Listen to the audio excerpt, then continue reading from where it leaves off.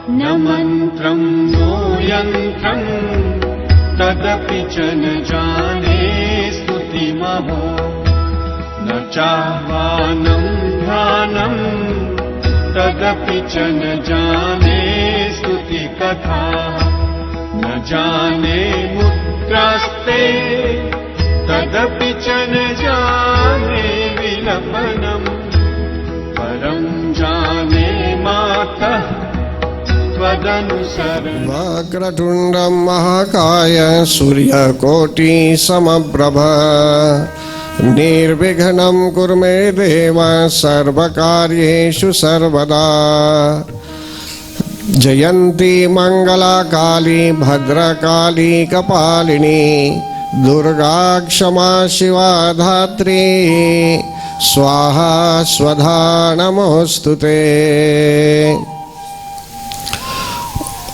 परम आदरणीय भगवान जगत जननी जगदम्बा माता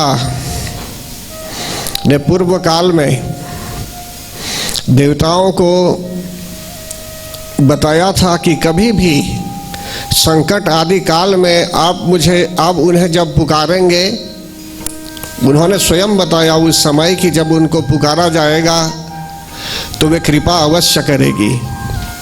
यहाँ तक कि उन्होंने वरदान भी दिया, देवताओं से पूछा कि आपको क्या वरदान चाहिए, आप बताइए। जगत जननी जगदम्बा माता ने जब राक्षसों का अंत कर दिया था, महिषासुर नामक राक्षस का अंत कर दिया था और साथ ही साथ महिषासुर नामक राक्षस की सेनाओं का भी वध कर दिया गया, जहां बताया गया कि महिषासुर अहंकार का प्रतीक था, द ग्रेट ईगो का प्रतीक था। और साथ ही साथ जो आर्मीज लोग थे, the slaying of the armies of the great ego, जो दूत लोग थे जो सेना के रूप में थे महिषासुर के साथ, उनको भी मार दिया गया।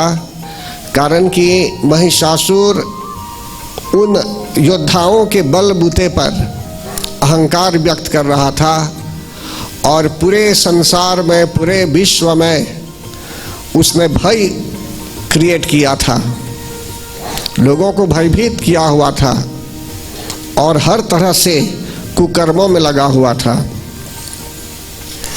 तो जगत जननी जगदम्बा माता ने देवताओं के पुकारने पर प्रकट होकर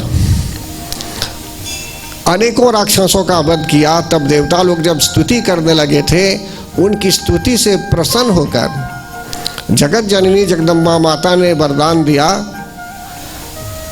कि जिससे बाद में भी कभी फिर जगत जननी जगदम्बा माता की आवश्यकता होगी तो शीघ्र अतिशीघ्र उनकी पुकार, देवताओं की पुकार भगवती माता के कानों तक पहुंच जाए। पूरे मनुष्य को, समस्त प्राणियों को भी वरदान मिला।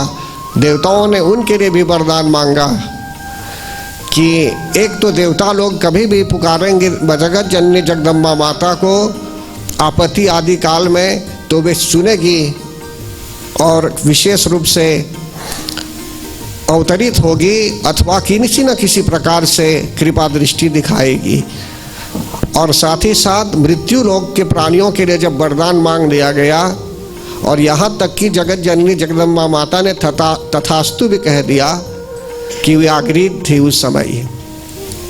तो इसका तात्पर्य यह है कि जितने भक्त लोग यहाँ आए हुए हैं, आप हम लोग मानव हैं, किसी न किसी प्रकार जो है सो कि हम अर्चना करते होंगे जगत जननी जगदम्बा माता की, चाहे ज़्यादा अर्चना करते होंगे, चाहे किसी प्रकार से कम ही समय हो रहा होगा आपके यहाँ अर्चना के लिए। यदि हम सोच रहे हैं उनके विषय में, तो भी समझ लीजिए उन तक हमारी आवाज़ जाती होगी या तो हमारी पुकार जाती होगी। तो परम आदरणीय भगवान इसी बात को याद करते हुए, इसी वरदान को याद करते हुए फिर से किसी कल्प में बहुत वर्षों के बाद शुंभ और निशुंभ नामक राक्षसों द्वारा अनेकों प्रकार के कुकर्म किए जा रहे थे और देवता लोग फिर से भय से ग्रसित थे। और उस समय देवताओं ने विचार किया पुनः पुकारने के लिए जगत जननी जगदम्बा माता को, कारण कि उनका हस्तक्षेप उस समय परम आवश्यक माना जाता था। तो परम आदरणीय भक्तगण, देवता लोग सब मिलकर, यहाँ तक कि पृथ्वी देवी भी रूप बदल कर जाती है देवताओं के साथ पहाड़ के आसपास जहाँ माता रानी रहती थी, और वहाँ जो है सो कि देवताओं ने प्रार्थना की। देखिए भक्तगण, जब कोई संकट में होता है, कोई भी व्यक्ति कभी भी किसी प्रकार से भी चिंतित हो सकता है या किसी प्रकार भी संकटकालीन स्थिति में आ सकता है, तो ऐसी स्थिति में हमें क्या करना चाहिए? ऐसी स्थिति में हमको सहयोग तो अन्य लोगों भी के साथ भी हमें मिल सकता है, ठीक है, अन्य प्राणियों से भी मिलेंगे, बात करेंगे, उपाय ढूंढेंगे, सब ठीक है, लेकिन भगवती माता को भूलना नहीं चाहिए। उनको भी सूचित करना चाहिए और उनको इनवाइट करना चाहिए समस्याओं के समाधान के लिए, सॉल्यूशंस के लिए। कारण कि जो समाधान आपको लोग देंगे, समाधान के माध्यम से अथवा समाधानों के माध्यम से आपका कल्याण हो भी सकता है, लेकिन जगत जननी जगदम्बा माता जब पुष्टि देगी तो हो सकता है और कुछ जोड़ देगी उस उत्तर में, या तो जो है सो कि जो समाधान का विशेष पॉइंट होगा, समझ लीजिए कुछ और उसमें जोड़ सकती है, या अगर वह सॉल्यूशन अनुकूल नहीं भी होगा तो आपको कुछ और सॉल्यूशंस भी दे सकती है समाधान के रूप में, हल के रूप में। तो यहाँ देवता लोग क्या करते हैं भक्तगण, 5वें अध्याय में वे लोग ध्यान करते हैं। मार्कंडेय ऋषि तो पहले ध्यान करते हैं यहाँ, और शक्ति महासरस्वती देवी का ध्यान करते हैं वे। फिर इसके बाद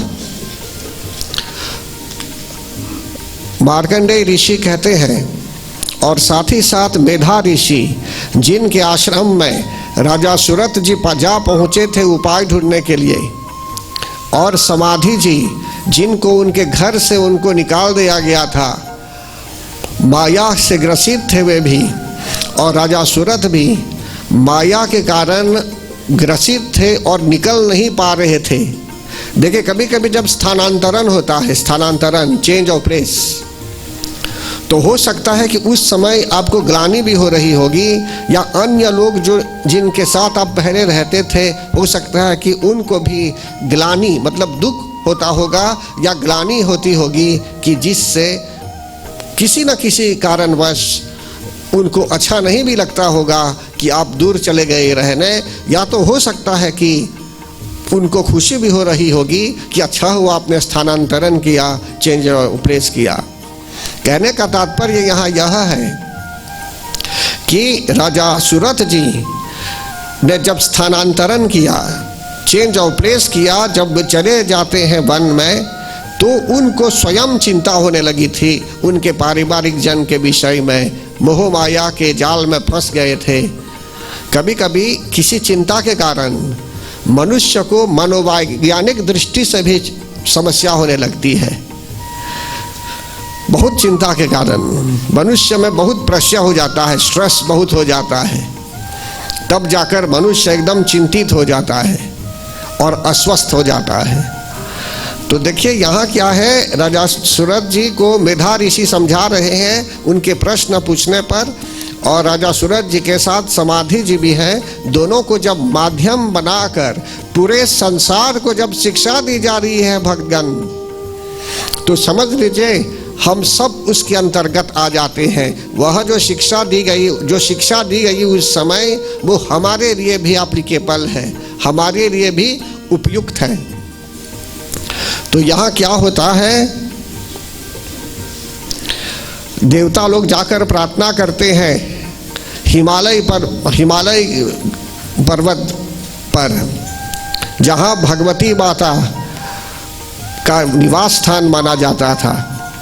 तो इसलिए देवता लोग बोलते हैं, जब वे लोग स्तुति करने लगे, आपको पता चलना चाहिए कि किस तरह देवताओं ने स्तुति की। हम लोग तो साधारण मानव हैं, लेकिन वे तो देवता लोग थे। वे किस तरह स्तुति करते थे जगत जननी जगदम्बा माता की, और हमको क्या स्तुति करने की आवश्यकता है या नहीं। तो बोलते हैं ऐसे, नमो देव्यै महादेव्यै शिवायै सततं नमः, नमः प्रकृत्यै भद्रायै नियता प्रणता स्मताम्। देवता लोग बोलते हैं कि हे देवी, आपको नमस्कार है। आप शिवा नाम से भी जानी जाती है शिवा नाम से भी, तो आपको सर्वदा नमस्कार है। प्रकृति नेचर को भी प्रणाम है। और वे लोग नियम पूर्वक जगदम्बा माता को प्रणाम करते हैं, उनको नमन करते हैं। फिर कहते हैं रौद्रायै नमो नित्यायै गौर्यै धात्र्यै नमो नमः, ज्योत्स्नायै चेन्द्रूपिण्यै सुखायै सततं नमः।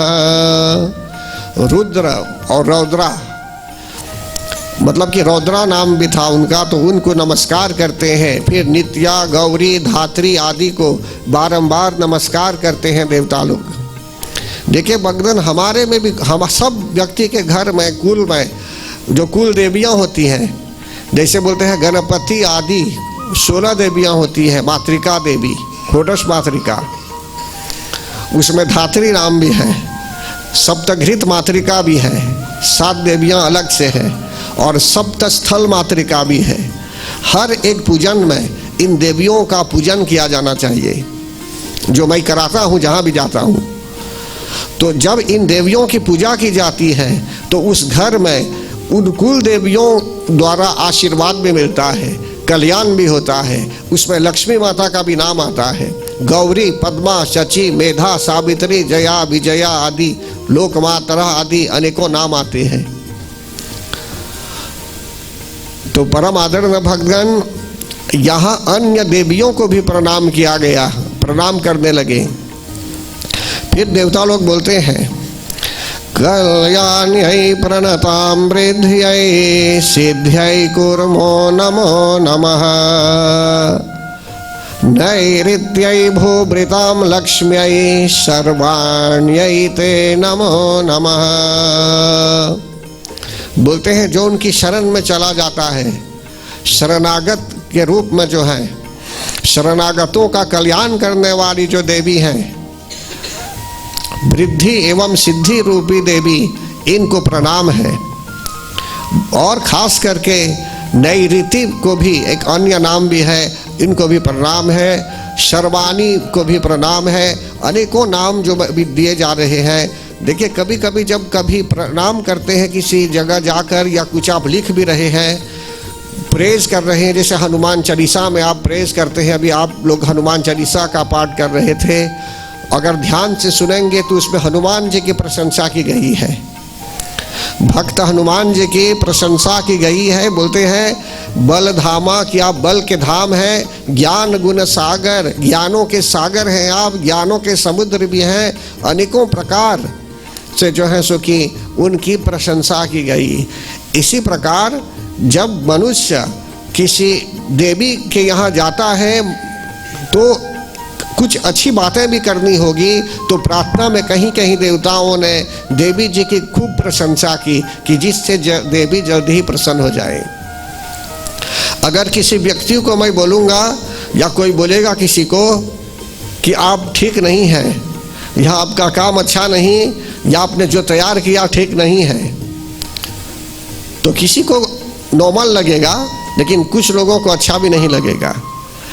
जो चाय लोग बना रहे हैं लोग, उदाहरण के रूप में बता रहा हूँ, चाय अगर ठीक नहीं भी है, अगर बोलेंगे एकदम ठीक है, बोलेंगे ठीक नहीं है, तो उनको अच्छा नहीं लगेगा, नेक्स्ट टाइम नहीं बनाएंगे चाय।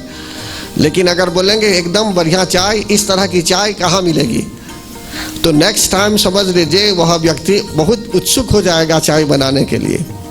कहने का भाव है कि उसकी प्रशंसा कर दी गई पहले ही।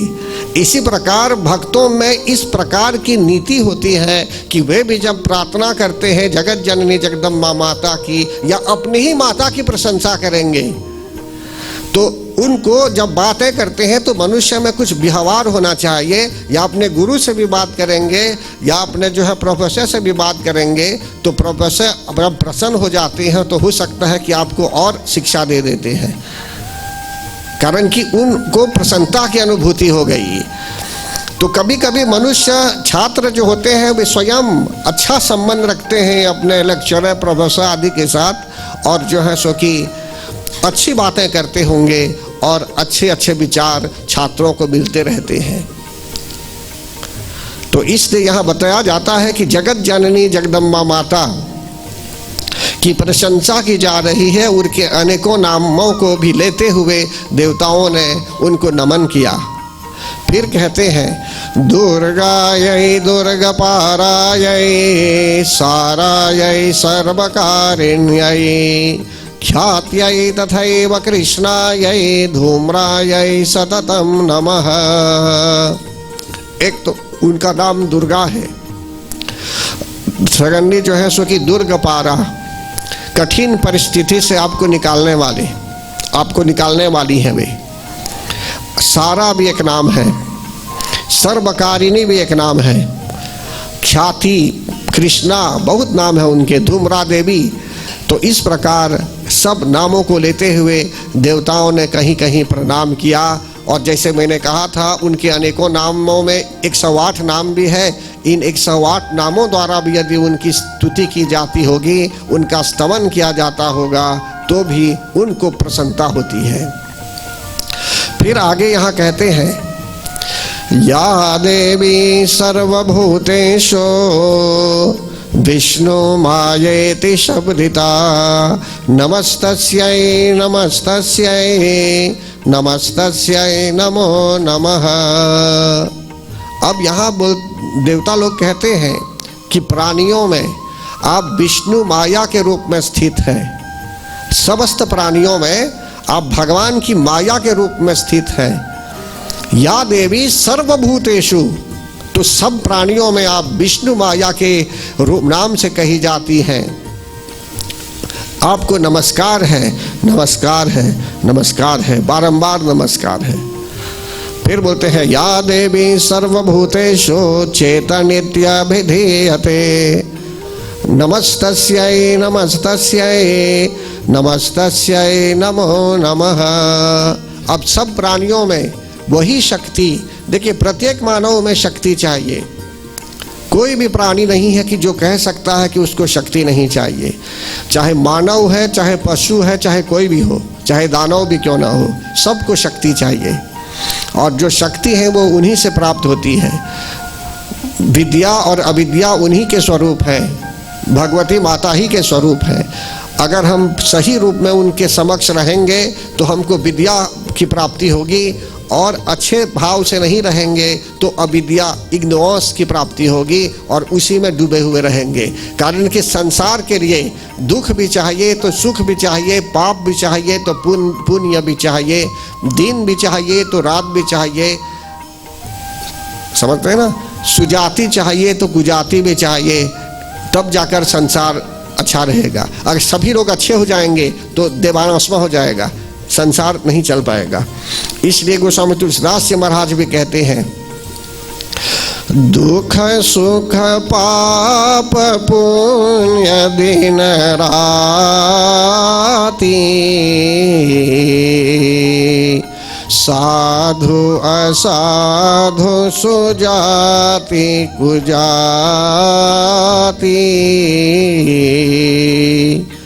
कि दुख भी है तो सुख भी है, पाप भी है। पापी करने वाले होंगे तब ना पाप रहेंगे, अगर पापी ही नहीं रहेंगे तो पाप कहाँ होगा। तो दुनिया में पापी भी चाहिए और अच्छे लोग भी चाहिए, सबसे दुनिया चलती है।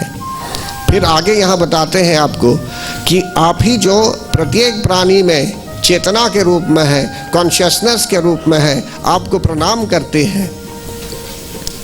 फिर बोलते हैं बुद्धि रूपेण संस्थिता, या देवी सर्वभूतेषु बुद्धि रूपेण संस्थिता, कि समस्त प्राणियों में आप बुद्धि के रूप में भी स्थित है। बुद्धि के रूप में देखिए, भगवती माता चाहे बुद्धि के रूप में है, लेकिन अपने कर्मों के आधार पर इस बुद्धि को आप सत बना सकते हैं या कुबुद्धि बना सकते हैं। समझते हैं ना? भगवान ने आपको कुछ दिया है, समझ लीजिए, अगर आप उसका सही प्रयोग करेंगे तो अच्छी तरह से रखेंगे उसको, और अच्छा प्रयोग नहीं करेंगे, जैसे बोलते हैं कि भगवान ने आपको एक मोटर दिया, अच्छी तरह से रखेंगे उसको तो मोटर रहेगा, वो अच्छी तरह से नहीं रखेंगे तो एक भाषा में बोलते हैं किरोरी में आपने उसको सागित बना दिया। तो बुद्धि को बुद्धि, बुद्धि एक है, समझते हैं ना? बुद्धि एक है। अब आप अपने कर्मों के आधार पर इस बुद्धि को कुबुद्धि बना देंगे तो उसके आधार पर आपको फल मिलेगा। सुबुद्धि बन जाएगी तो उसके आधार पर फल मिलेगा। कर्मण्येवाधिकारस्ते मा फलेषु कदाचन, हमें कर्म करने का अधिकार है और कर्म का फल हमारे हाथों में नहीं है। कर्म भी दो चार प्रकार के हैं भक्तगण। एक कर्म है जिसको बोलते हैं क्रियमान कर्म। क्रियमान मतलब कि प्रेजेंट कर्म। आपको पानी पीने की इच्छा है, पानी पी लेने पर आप प्रसन्न हो गए तो क्रियमान कर्म हो गया। अब आपको चाय पीने की इच्छा है, चाय पी चुके, उसके आप संतुष्ट हो गए, वो क्रियमान कर्म हो गया। अब चाय में बहुत चीनी थी, आपको मधुमेह है मानना जाए, डायबिटीज, आपको उतनी चीनी नहीं लेनी होगी, आप बहुत चीनी ले लेते हैं। तो वो जब तक आपने जब चाय लेकर पीकर जब आप प्रसन्न हो गई तो क्रियमान कर्म हुआ, अभी क्रियमान प्रेजेंट कर्म, उसका फल इमीडिएटली मिला आपको। लेकिन कुछ फल है जो बाद में मिलेंगे आपको। जब मधुमेह का प्रभाव पड़ेगा, डायबिटीज का प्रभाव पड़ेगा, तब वो, जब तक वो फल नहीं मिला है अभी, वो होगा संचित कर्म, कलेक्टेड कर्म। जब उसका रिजल्ट आ गया, आपको ट्रीटमेंट के लिए जाना है अब हॉस्पिटल, तब प्राप्त होता है वो प्राप्त। समझते हैं ना? उसके कारण बस और फॉलो करना होगा ट्रीटमेंट। तो कहने का तात्पर्य यहाँ है कि एक कर्म को अगर आप देखेंगे तो उसके अनेकों प्रकार के परिणाम भी आ सकते हैं, कॉन्सिक्वेंस अनेकों प्रकार के हो सकते हैं। इसलिए मनुष्य को सोच विचार कर कभी कर्म करना है कि जिससे अगर कुछ ठीक है उसके लिए तो वो ले, ठीक नहीं है तो कोई फोर्स नहीं कर सकता है आपको। आप अपने स्वास्थ्य को जानते हैं, अपनी परिस्थिति को जानते हैं, इसलिए समझते हुए आपको आचरण करना होगा। तो इसलिए यहाँ बता रहे हैं आपको कि बुद्धि रूपेण संस्थिता, वे बुद्धि के रूप में है। कम से कम बुद्धि है हमारे शरीर में, बुद्धि है, बुद्धि। अब उसमें पेट्रोल डालना होगा। मोटर में, मोटर चलाने के लिए या तो वो डीजल से चलता होगा या पेट्रोल से चलेगा। अब जहाँ डीजल डालना होगा आपने पेट्रोल डाल दिया, और जहाँ पेट्रोल डालना है आपने डीजल डाल दिया, तो आपने पूरे इंजन ही को खराब कर दिया। तो बुद्धि ने हमको जब भगवान दिया है तो मॉडर्न बुद्धि मिली है। मॉडर्न बच्चों में बुद्धि अच्छी रहती है, उनके कर्मों के आधार पर, जैसे उनका संसर्ग होता है समाज में, इसके आधार पर समझ लीजिए कभी बुद्धि कुबुद्धि भी हो सकती है। फिर आगे यहाँ बताते हैं, या देवी सर्वभूतेषु निद्रारूपेण संस्थिता, नमस्तस्यै नमस्तस्यै नमस्तस्यै नमो नमः। निद्रा कहते हैं नींद को। तो जगत जननी जगदम्बा माता निद्रा के रूप में भी है। तो मेधा ऋषि बता रहे हैं कि यही जो माता है जो निद्रा के रूप में भी आ सकती है, और नींद भी आवश्यक है हमारे लिए, लेकिन बहुत सो लेंगे तो भी ठीक नहीं। सही रूप में सही समय तक सोना चाहिए। समझते हैं ना? कभी 10 मिनट, जैसे मैंने कहा उस दिन 10 मिनट या 15 मिनट का जो आप विश्राम करेंगे वो इगाले से बहुत हो जाएगा। वो समझते हैं ना? बहुत हो सकता है वो। इस प्रकार यहाँ जो मैं बता रहा हूँ आपको, मनुष्य को विश्राम भी करना चाहिए। ऐसा नहीं कि आप काम करते रहेंगे और बीमार हो जाएंगे। 10 मिनट का विश्राम, 15 मिनट का विश्राम। आज मेरा विश्राम 17 मिनट्स का था। तो कहने का भाव यह है जो मैं बता रहा हूं आपको कि या देवी सर्वभूतेषु निद्रा रूपेण संस्थिता, तो निद्रा के रूप में भी उनको नमन किया जाता है। और देवता लोग वैसे जो प्रणाम कर रहे हैं, हमारा भी कर्तव्य है कि जब हम पूजा अर्चना करें, जगत जननी जगदम्बा माता के समक्ष जब हम जाएं, तो हमको भी कुछ ना कुछ बोलना चाहिए। जब देवताओं ने इतना कुछ कह दिया तो हम क्यों नहीं बोलेंगे? नहीं बोलते होंगे कारण कि नहीं समझ रहे होंगे क्या है उसमें, उसका कंटेंट क्या है, उसका प्रकरण क्या है। लेकिन जब समझ जाएंगे तो और आसान हो जाता है और सुलभ हो जाता है समझाने के लिए, प्रार्थना करने के लिए। या देवी सर्वभूतेषु शुद्धा रूपेण संस्थिता, नमस्तस्यै नमस्तस्यै नमस्तस्यै नमो नमः। शुद्धा मतलब भूख प्यास की शक्ति, अगर ये भी है आप में तो समझ लीजिए समय पर आप भोजन भी लेंगे और समय पर कुछ पिएंगे भी आप। फिर आगे यहाँ कहते हैं, देखिए जब बधु और कैटभ नामक दोनों राक्षसों को जब मारना था तो ब्रह्मा जी ने रात्रि देवी को प्रणाम किया था। और रात्रि देवी की बहन ही है उषा देवी, जो प्रातःकालीन समय में प्रकाशित करती है सब कुछ। तो अब आगे बोलते हैं छाया रूपेण संस्थिता, छाया के रूप में भी वही है। फिर बोलते हैं या देवी, सभी लोग बोलेंगे या देवी सर्वभूतेषु शक्ति रूपेण संस्थिता, नमस्तस्यै नमस्तस्यै नमस्तस्यै नमो नमः। कि हे मातेश्वरी, आप हर प्रकार की शक्ति के रूप में है। आप बोलने के लिए शक्ति चाहिए, लिखने के लिए शक्ति चाहिए, पढ़ाई करने के लिए शक्ति चाहिए, काम धाम में भी अच्छी तरह से जो है सो कि कार्यरत होने के लिए शक्ति चाहिए, चलने के लिए भी शक्ति चाहिए, बैठने के लिए भी शक्ति चाहिए, नहीं तो नहीं बैठ पाएंगे, चलना चाहेंगे तब। बैठने के लिए भी शक्ति चाहिए, गलत बोलता हूँ तो बताइए। भोजन करते हैं तो भोजन को पचाने के लिए भी पाचन शक्ति चाहिए, डाइजेस्टिव सिस्टम अच्छा होना चाहिए, राइट। हर एक क्षेत्र में शक्ति, सुनने के लिए भी श्रवण शक्ति चाहिए, देखने के लिए भी आंखों में शक्ति चाहिए।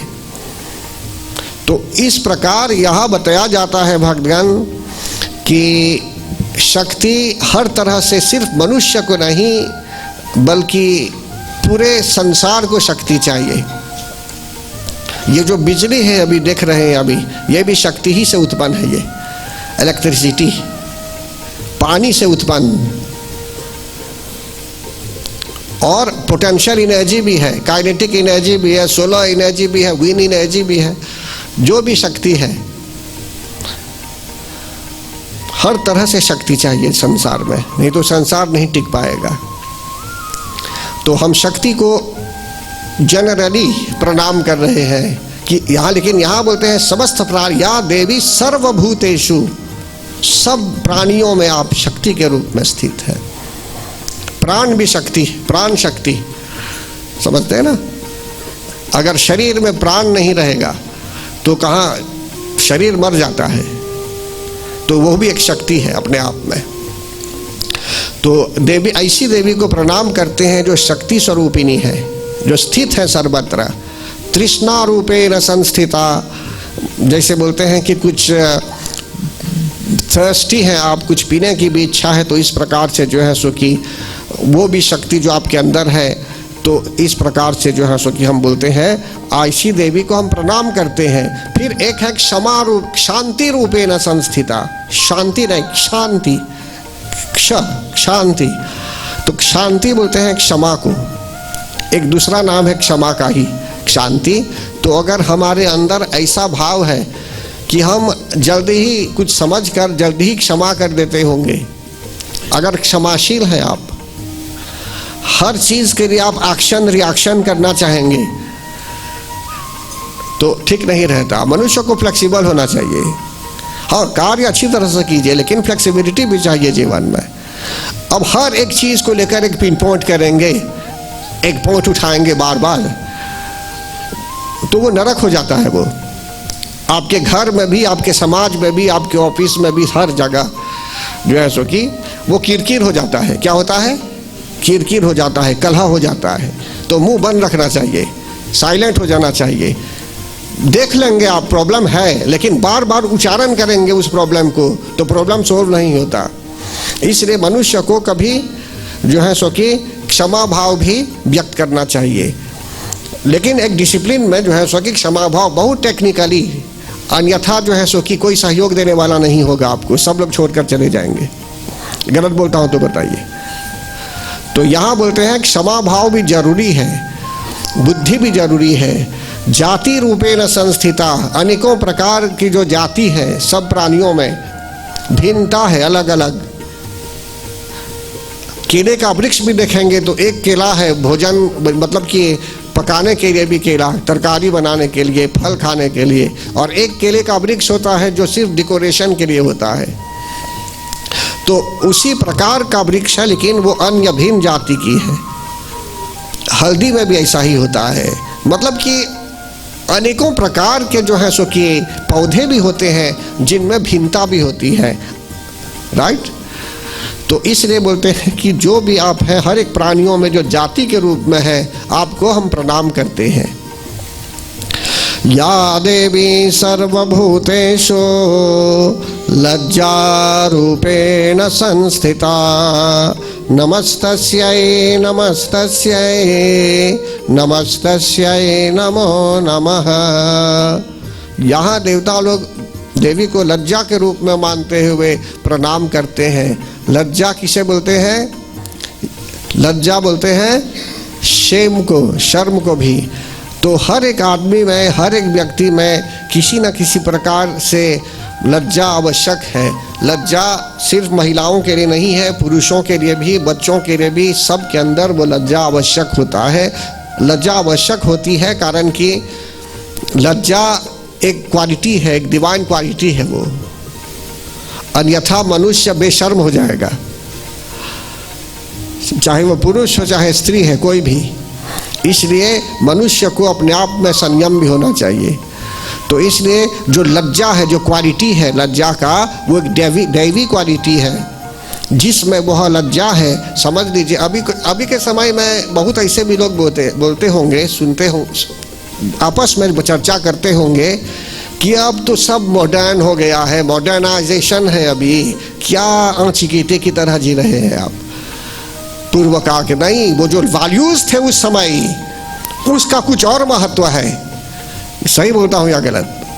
वो पहले का जो वैल्यू था, वो वैल्यू, चाहे वो मोरल वैल्यूज, वो कुछ और ही अभी भी हैं, लेकिन मैं कुछ और बता रहा हूँ आपको कि कुछ ऐसे मूल्य हैं, ऐसे वैल्यूज हैं जो छूटते जा रहे हैं। तो इसलिए यहाँ बोलते हैं लज्जा भी जरूरी है। अब पहले तो बड़ों के आगे, माता पिता के आगे बच्चे लोग एकदम अदब से बात करते थे। सही बोलता हूँ या गलत? प्रेम पूर्वक। लेकिन अभी के समय में ऐसा भी हो सकता है कि कहीं कहीं देखेंगे उल्टी गंगा बहने लगी। बड़ों का, घर के लोगों को जो सम्मान मिलना चाहिए, जो आदर भाव मिलना चाहिए, शायद वो थोड़ा बदल भी रहा है आज मॉडर्नाइजेशन या आधुनिकतम समय के आधार पर। इसलिए यहाँ बता रहे हैं आपको कि वो लज्जा भी जरूरी है। लज्जा का अर्थ नहीं है कि सिर्फ बिना कपड़े का घूमेंगे वो लज्जा है। लज्जा हर प्रकार से है। ये वाणी से भी मनुष्य लज्जित हो सकता है, हर तरह से जो है सो कि लज्जा का भाव आ सकता है। समझते हैं ना?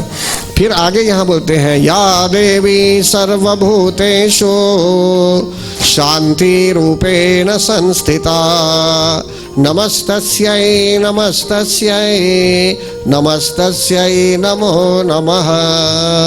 शांति जिसको बोलते हैं लापे, अवनी, हर एक व्यक्ति के जीवन में अवनी, शांति चाहिए, पीस चाहिए।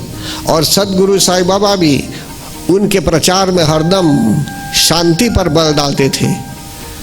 प्रेम, शांति, सत्य, नॉन वायलेंस, किसी तरह से हम हिंसा न करें। और रामायण में भी स्पष्ट है, बोलते हैं कि भलाई कीजिए लोगों की, परहित सरिस धर्म नहीं भाई,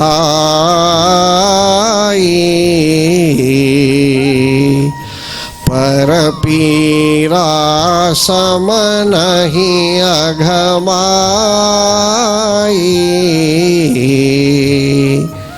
दूसरों को पीड़ा पहुंचाने की तरह पाप नहीं, और दूसरों को हित करने की तरह कोई भलाई नहीं। और एक आता है ऐसा ही, परम धर्म श्रुति विदित अहिंसा,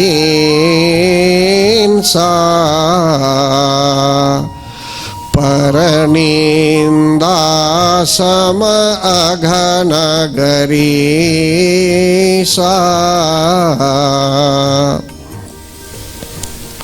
परम धर्म श्रुति वेदों में बताया गया है, अहिंसा नॉन वायलेंस वो परम धर्म है। किसी प्रकार से हिंसा मत कीजिए, वायलेंस मत कीजिए, वो महापाप है। वो परम धर्म है अहिंसा नॉन वायलेंस। लेकिन पर निंदा भी, किसी की बुराई मत कीजिए। आपसे जो हो सकता है वो कीजिए। देखिए, मैं किसी की बुराई नहीं करता हूँ, जो हो सकता है वो मैं करता हूँ, लेकिन बुराई कभी किसी की नहीं।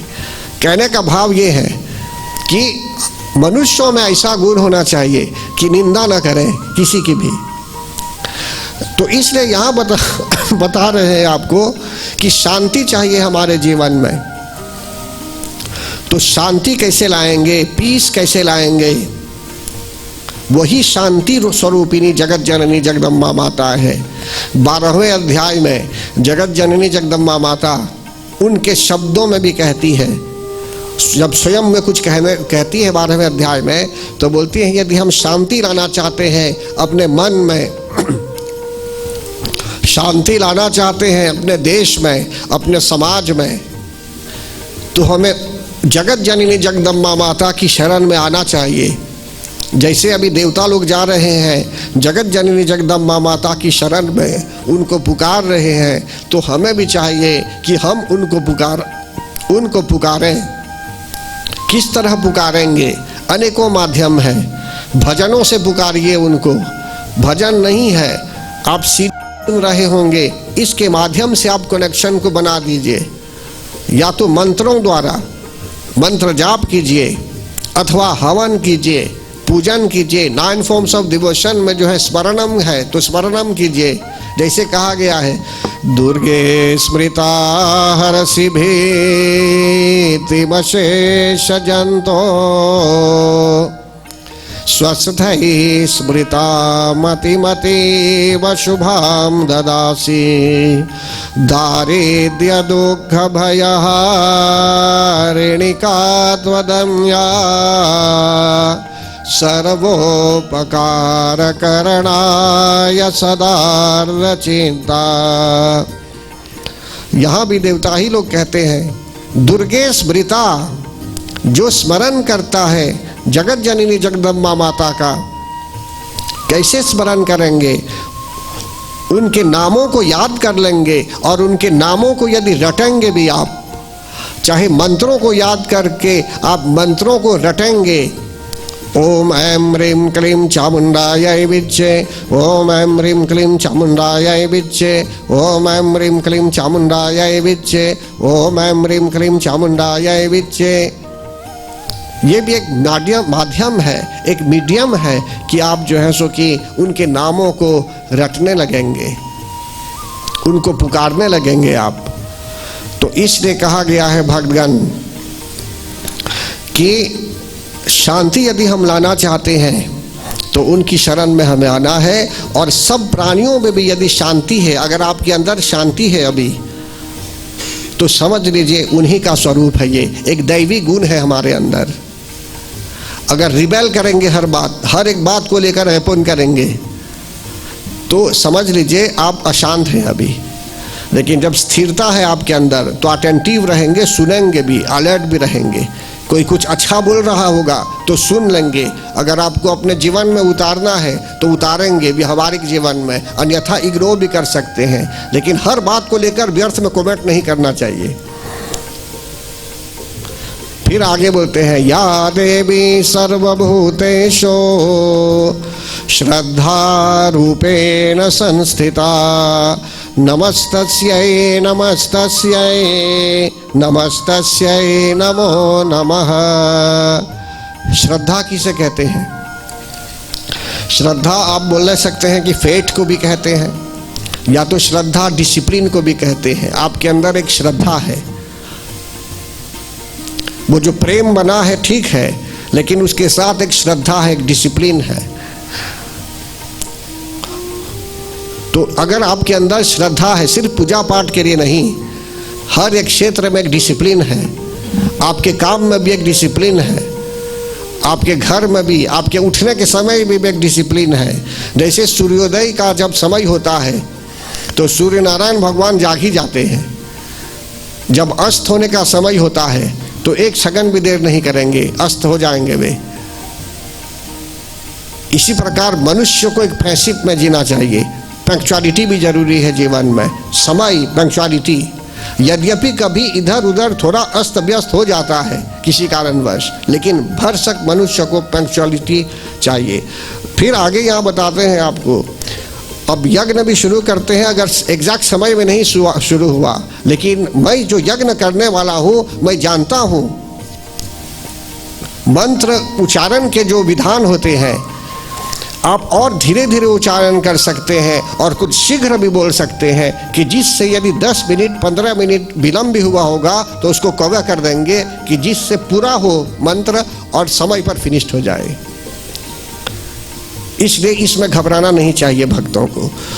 तो यहाँ बोलते हैं श्रद्धा रूपेण संस्थिता। श्रद्धा जरूरी है भक्तगण, जिसमें श्रद्धा है तो वहाँ पर सक्सेस होता है। अगर श्रद्धा नहीं है, फ्रेंडशिप नहीं है, कभी काम में जाएंगे 10 मिनट लेट, कभी जाएंगे आधा घंटा लेट, तो ये क्या है? ये वो फ्रेंडशिप होना चाहिए समय पर पहुंचने के लिए।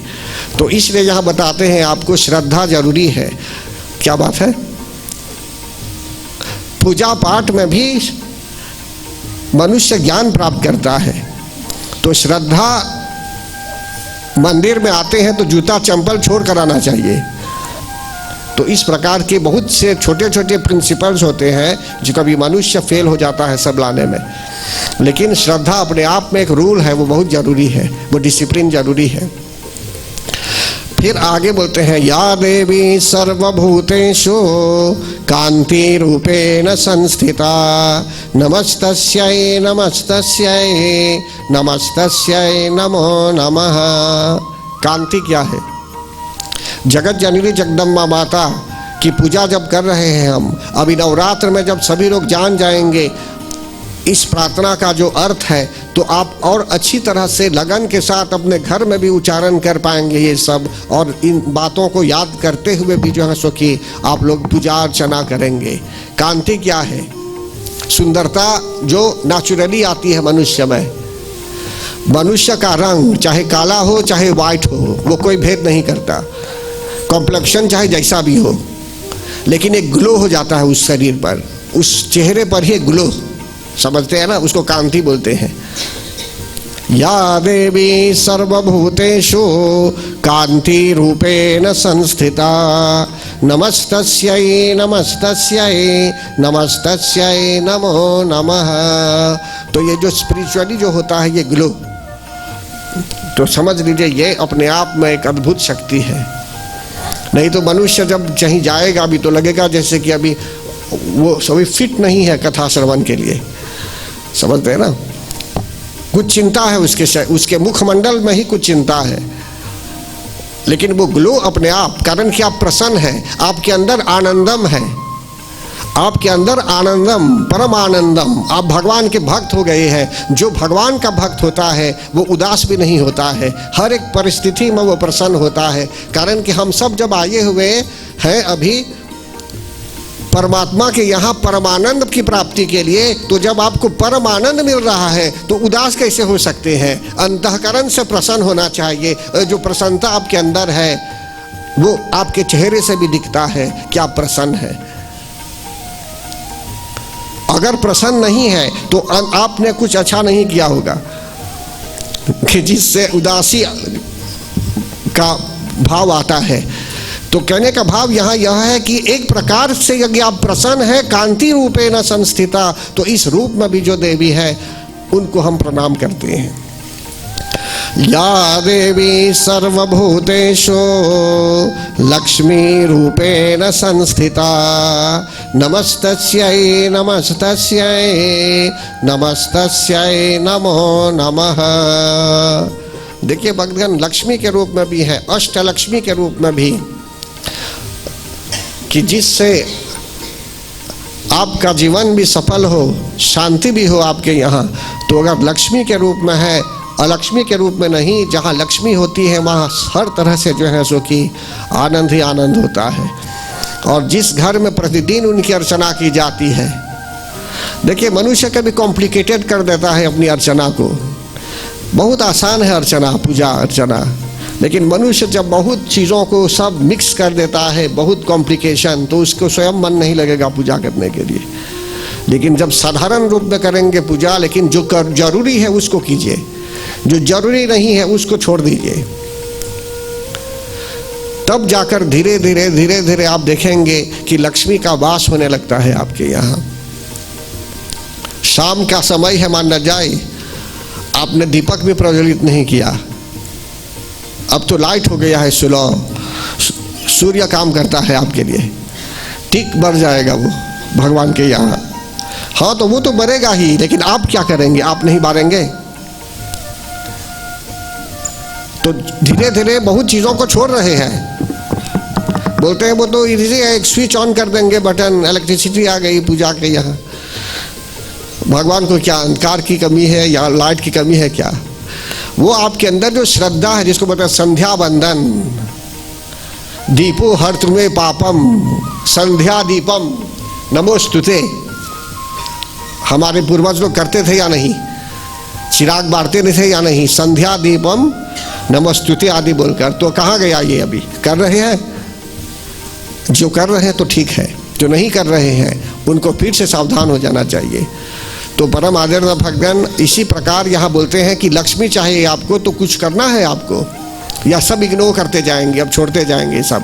जो जरूरी है उसको कीजिए, जो जरूरी नहीं है उसको अब ला देंगे, बोलेंगे हो गया। तो यहाँ प्रार्थना जो है नमस्तस्यै नमस्तस्यै नमस्तस्यै नमो नमः, तो लक्ष्मी समस्त प्राणियों में जो लक्ष्मी के रूप में है माता, उनको प्रणाम करते हैं। देखिए आगे अभी समझा रहे हैं, तब कुछ ही समय में समापन हो जाएगा आज। या देवी सर्वभूतेषु वृद्धि रूपेण संस्थिता नमस्तस्यै नमस्तस्यै नमस्तस्यै नमो नमः। सब प्राणियों में वृत्ति के रूप में जो आपका व्यवसाय हो, जो कि पेशन हो, समझ लीजिए ये भी एक प्रकार से उन्हीं का स्वरूप है। इसलिए अपने कार्य क्षेत्र को आप आदर कीजिए और प्रसन्नता के साथ अपना कार्य संपन्न कीजिए। अब बोलते हैं कि या देवी सर्वभूतेषु स्मृति रूपेण संस्थिता नमस्तस्यै नमस्तस्यै नमस्तस्यै नमो नमः। आप जो है स्मृति के रूप में है, रिमेम्बरेंस के रूप में जो समस्त प्राणियों में जगत जननी जगदम्बा माता है, तो उनको हम प्रणाम करते हैं। इससे ऐसे देवता लोग कहते हैं, और ऐसे गुण सब प्राणियों में चाहिए। फिर बोलते हैं दया रूपेण संस्थिता या देवी सर्वभूतेषु दया रूपेण संस्थिता। यदि किसी में कंपैशन है, यदि किसी में दया भाव है, तो बहुत बड़ी चीज़ है ये। इसलिए बोलते हैं आप इस रूप में भी जो स्थित है, हम आपको प्रणाम करते हैं। आप दया करने वाली है। अभी देवता लोग दया मांगेंगे उनसे, बोलेंगे दया करने के लिए, कृपा करने के लिए, तो बोल रहे हैं अभी आप दया करने वाली हैं। या देवी सर्वभूतेषु तुष्टि रूपेण संस्थिता नमस्तस्यै नमस्तस्यै नमस्तस्यै नमो नमः। तुष्टि मतलब आप संतोष, आप में संतोष है, आप प्रसन्न है, पूर्ण रूप से सेटिस्फैक्शन है प्राणियों में। जो है आपके यहाँ उसमें संतोष है, आपको किसी चीज़ का दुख नहीं, राइट? जैसे भी जीवन चल रहा है, जैसे भी हैं आपको खुश होना चाहिए, प्रसन्न होना चाहिए कि आपको जगत जननी जगदम्बा माता ने, परमात्मा ने आपको एक स्वरूप दिया, एक मानव तन दिया। और अभी भी समय है हमारे यहाँ कि जो है सो कि हम अपने आप को संभाल लें, कि हम संसार सागर के कुएं में ना जा गिरे, the cycle of birth and death में, by the law of karma, by the law of karma कुछ भी हो सकता है। इसलिए अगर अभी से भी हम चिंतित हो जाएंगे, प्रभु का नाम भी लेंगे, श्री कृष्णम शरणम मम, श्री कृष्णम शरणम मम, श्री कृष्णम शरणम मम, श्री कृष्णम शरणम मम। मंत्र सदा संभलेगा, आए हैं संसार में, सफल जन्म तू कर देगा, सफल जन्म तू कर देगा। श्री कृष्णम शरणम मम, श्री कृष्णम शरणम मम, श्री कृष्णम शरणम मम, श्री कृष्णम शरणम मम। यह मंत्र सदा संभलेगा, आए हैं तू यह संसार, सफल जन्म तू कर देगा, सफल जन्म तू कर देगा। जैसे कृष्ण भक्तों के होते हैं, इसी प्रकार भगवान जगत जननी जगदम्बा माता ने भक्तों को बताया है, देवताओं को बताया है कि वे भी मोक्ष प्रदायिनी है। वे अपने भक्तों को अवश्य, उनके भक्तों को वे मोक्ष भी प्रदान करा सकती है। अगर भेजना है कीर्तन श्रवण करने के लिए तो वे भेज देगी। भक्त लोग जाते रहेंगे, आते रहेंगे, हर तरह से जो है सो कि मंत्र जाप आदि करते रहेंगे। फिर यहाँ कहते दया रूपेण संस्थिता, तुष्टि रूपेण संस्थिता, फिर मातृ रूपेण संस्थिता, कि हर एक प्राणी में जो मातृभाव होता है, केयरिंग भाव जो होता है, मातृभाव, ये अपने आप में एक बहुत बड़ा गुण होता है। ये इसलिए जो है सो कि बोलते हैं ये जो भाव है ये नेचुरल होता है और ये भी शक्ति ही का प्रतीक है। फिर बोलते हैं भ्रांति रूपेण संस्थिता। भ्रांति का अर्थ है कन्फ्यूजन। अगर किसी तरह से आप कन्फ्यूज हो रहे हैं, कन्फ्यूजन हो रहा है, तो ये भी समझ लीजिए उन्हीं का एक रूप है। कभी अच्छे कारण के लिए कन्फ्यूजन भी हो जाते होंगे।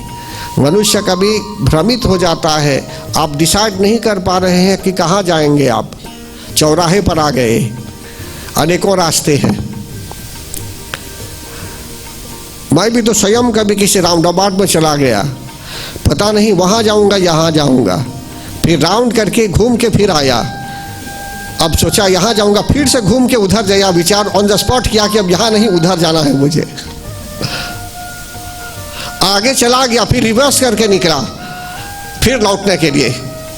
तो कहने का भाव यहाँ यह है, मनुष्य के जीवन में कभी ऐसी परिस्थिति आ जाती है जब वो अच्छी तरह से डिसाइड नहीं किया है कि क्या करना है उसको, तो यहाँ भ्रांति हो जाती है कि आप जहाँ जा भी रहे थे आवश्यक नहीं था, व्यर्थ में जाते, लौट चले आए।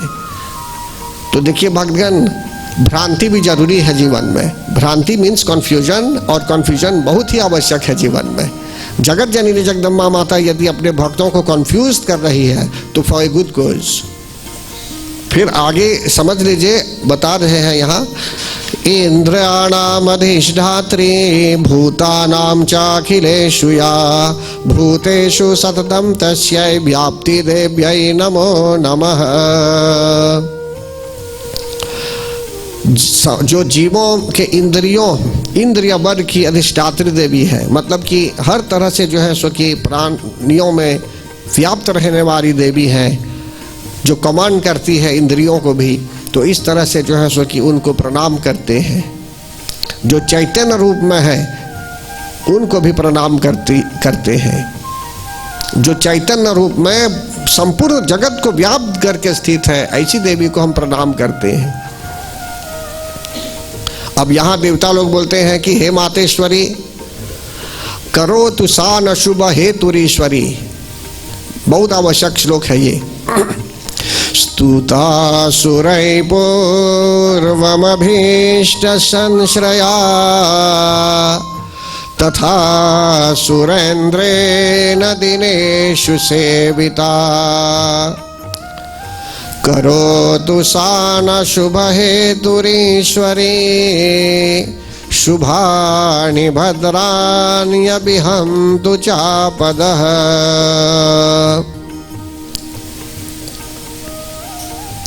कि पूर्व काल में मन की इच्छा की प्राप्ति के लिए, की पूर्ति के लिए, मन की इच्छा की पूर्ति के लिए देवताओं ने जिनकी स्तुति की थी,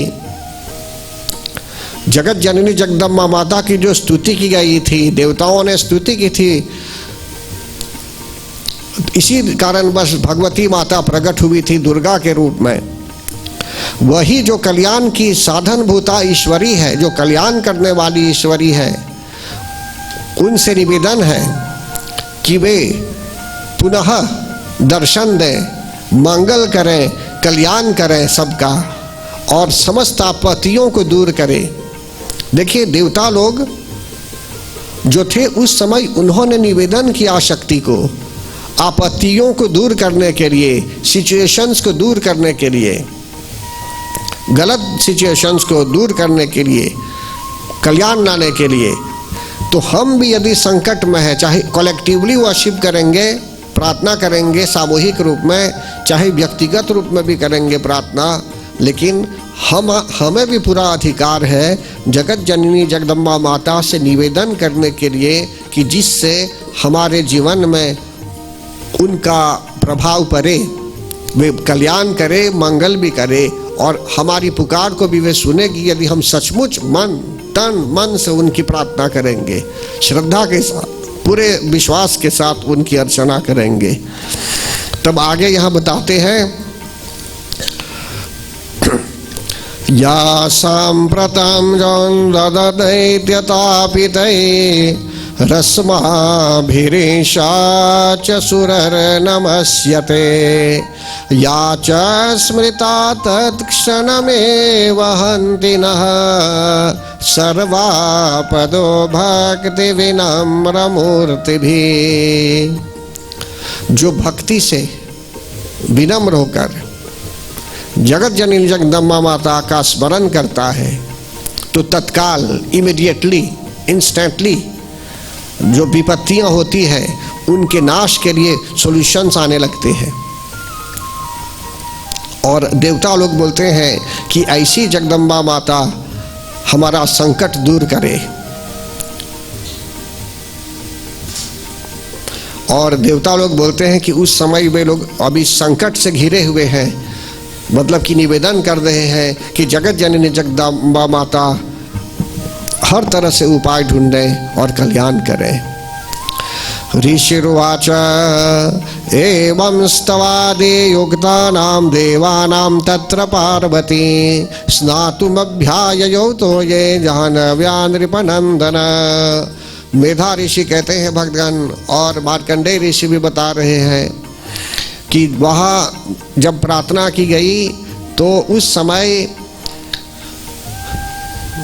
देवी प्रकट हुई, एक आवाज़ आई पहले और देवी फिर प्रकट हुई और उन्होंने प्रश्न पूछा कि आप किसकी स्तुति कर रहे हैं यहाँ। उस समय शिवा देवी भी प्रकट हुई और बोलती हैं कि आप चिंता मत कीजिए, जिस कारण वश भी आप लोग यहाँ आए हुए हैं आपका कल्याण अवश्य होगा।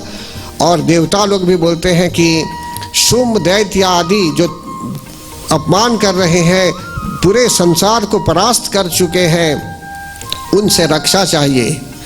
तो जो है सो कि देवता लोग ऐसी स्तुति कर रहे थे कि शुंभ निशुंभ आदि राक्षसों द्वारा जो इनको कष्ट हो रहा था तो उनके कष्टों का निवारण हो और इन राक्षसों का भी अंत हो।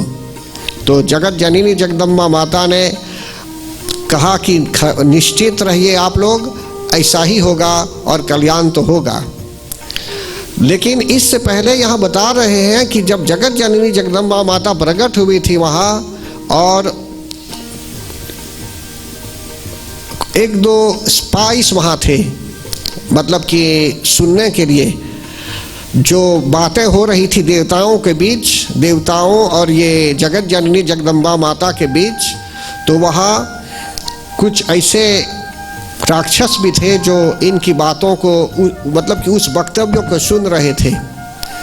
और वहाँ जो है सो कि वे जाकर उनके स्वामी को बोलते हैं कि देखिए ऐसी देवी है कहीं पर्वत पर है, और ऐसी चर्चा की जा रही है जन कल्याण के लिए, समस्त प्राणियों के कल्याण के लिए।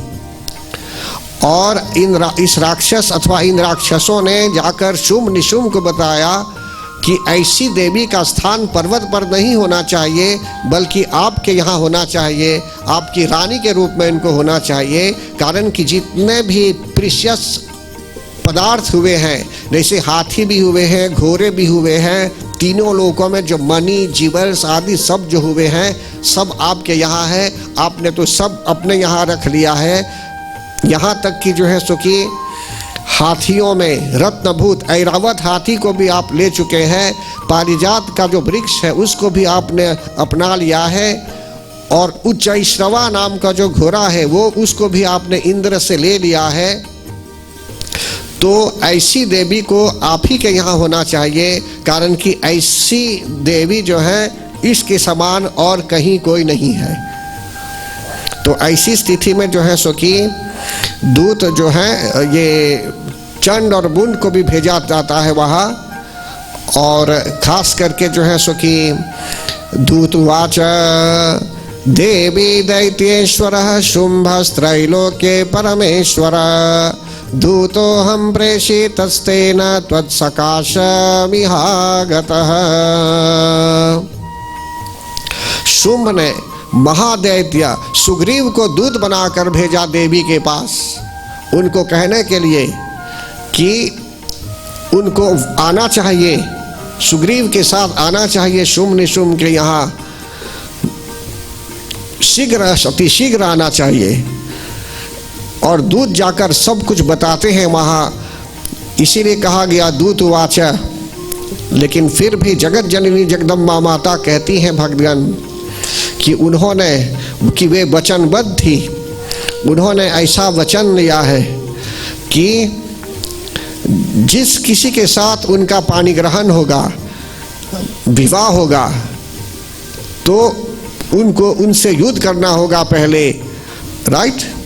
अगर वह व्यक्ति उनको युद्ध में हरा देता है तब वे विवाह करेगी उनके साथ।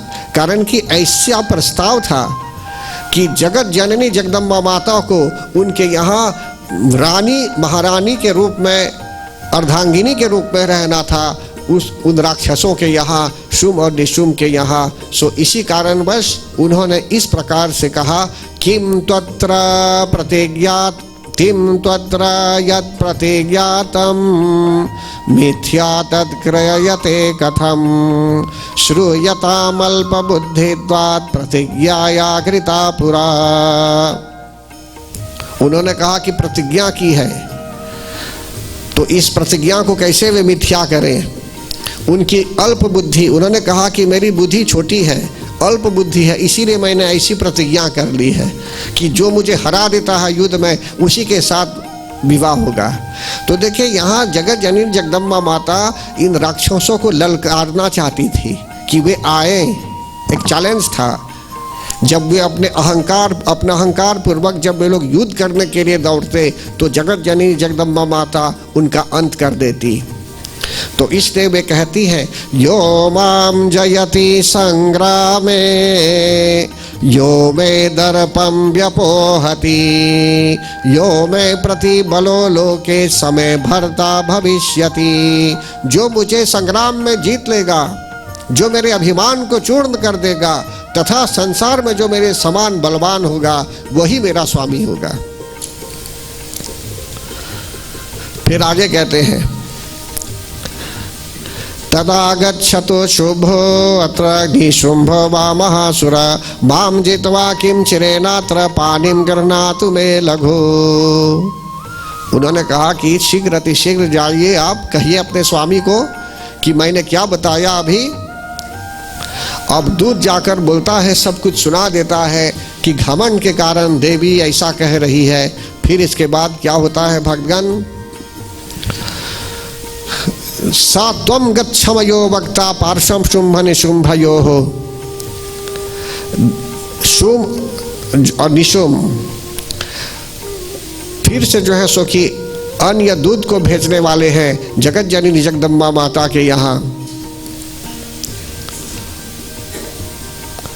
और धूम्रलोचन को भी भेजा जाएगा। वो बाद में समझाएंगे आपको कल के चरित्र में, और किस तरह से इनकी क्या दशा हुई, इन सब के विषय में आपको अवश्य बताया जाएगा भक्तगण। फिर समय का भी पाबंद है अभी, और समय के पाबंद जब है तो दूसरे चरित्र को अभी निकालना अच्छा नहीं होगा, नहीं तो उसको क्लोज नहीं कर पाऊंगा। इसी तरह कल एक चरित्र को मैं क्लोज करना चाहता था कि फिर से उस चरित्र को न ले आज, इसीलिए एक थोड़ा समय ज़्यादा चला गया, लेकिन फिर भी उसको क्लोज करना आवश्यक था। नहीं तो वो जो फ्लो ऑफ एनर्जी थी उस समय वह फ्लो नहीं रहता, फिर वो दूसरा प्रकरण हो जाता फिर। तो इसलिए मैं सभी भक्तों से निवेदन करूंगा भक्तगण कि कल भी यहाँ आने की कृपा कीजिए, और इस तरह से जो है सो कि कथा वार्ता से लाभ उठाइए। और यह जो कथा है अगर आप चेक करेंगे यूट्यूब चैनल में, तो एक चैनल है उसका जो नाम ही ऐसा है, पंडित महेश्वर नाथ दुबे स्पिरिचुअल प्रैक्टिस इंस्टीट्यूट। उसमें जाएंगे तो आपको ये सब जो कथाएं हैं अभी आपको मिल सकती है फिर से देखने के लिए, आप मनन भी कर पाएंगे। और भगवती माता की कृपा से उसमें ट्रांसलिटरेशन भी है इंग्लिश में। अभी जो मैं बोल रहा हूँ, जो लोग नहीं समझ रहे होंगे, जो इंग्लिश समझते होंगे, तो कल तक समझ जाएंगे सब, समझते हैं ना। अब भाषा तो अनेकों हैं, मराठी भी एक भाषा है, तमिल भी भाषा है, मैं कितनी भाषा सीख कर बोलूँ आपको। फ्रेंच भी भाषा है, किरोरी भी भाषा है। अगर किरोरी में बोलूँगा तो बोलेंगे कि उसको ज्ञान नहीं मिला, अगर भोजपुरी में बोलूँगा तो बोलेंगे नहीं हिंदी समझने वाले हैं हम, अंग्रेजी में बोलेंगे तो बोलेंगे हिंदी ज़्यादा ठीक है बोलने के लिए। तो सबको प्लीज़ नहीं किया जा सकता, इसलिए ट्रांसलिटरेशन डाला गया है कि सभी लोग देख सकते हैं। अब आप उस YouTube चैनल में अगर आप जाएंगे फ्रेंच में देखने के लिए, तो एक बटन है प्रेस करने के लिए, तो वो फ्रेंच में आ जाएगा आपके आगे। उसी को अगर संस्कृत में देखना चाहेंगे तो उसके लिए बाद में व्यवस्था करेंगे, लेकिन संस्कृत तो आप नहीं पसंद करेंगे, इसलिए जो है सो कि इसलिए उसको आप फिर से देखने का प्रयास कीजिए। ये सब आवश्यक है जानने के लिए। अभी जो क्वालिटीज़ के विषय में बताया गया, दया भाव, क्षमा भाव, शांति आदि, ये सब जो क्वालिटीज़ है हम सब के लिए परम आवश्यक है। ये जैसे जैसे देवताओं ने जगत जननी जगदम्बा माता की प्रार्थना की, वैसे वैसे हमें भी इन्हीं स्तोत्रों के माध्यम से प्रार्थना करनी होगी।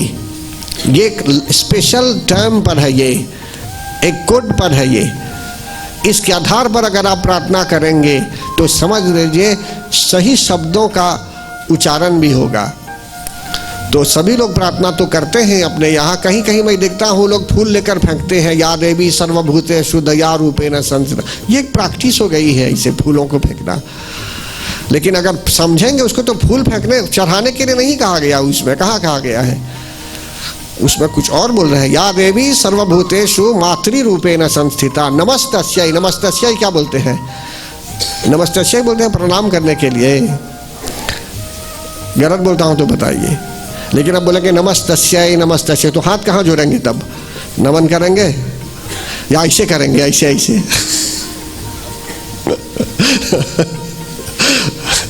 तो इसलिए कभी कभी कुछ चीज़ें हैं जो आप देखते हैं वो जरूरी नहीं कि वैसा ही हो। अभी तो फूल भी नहीं है, अभी उतना कहाँ से फूल लाएंगे?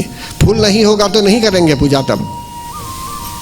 तो इसलिए सावधान होना चाहिए भक्तगण। चलिए एक प्रार्थना करते हैं। सर्वमंगल मांगल्ये शिवे सर्वार्थ साधिके शरण्ये त्र्यंबके गौरी नारायणी नमोस्तुते।